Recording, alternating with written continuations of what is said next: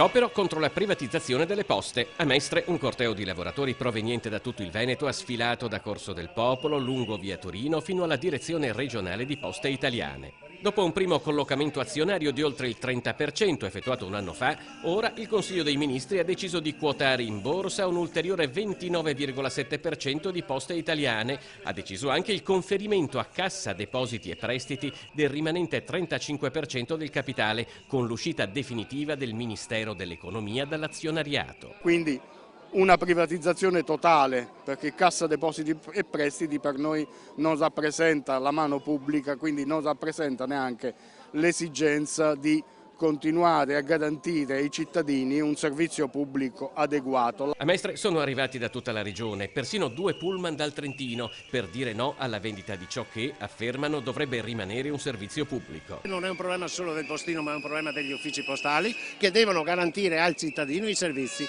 non essere svenduta la più grande azienda dei servizi italiani, perché vuol dire non avere più il servizio e il cittadino pagherebbe molto di più per avere meno qualità. I risultati di queste scelte, secondo i sindacati, sono già evidenti nello scadimento del servizio. Nel recapito, che di fatto non è a giorni alterni ma è a settimane alterne, scadimento dei servizi per i cittadini nell'offerta degli uffici postali. Ma tra chi manifesta c'è anche chi pensa che alcuni sindacati dovrebbero fare un po' di autocritica. Noi sono 20 anni che diciamo che la concertazione non paga.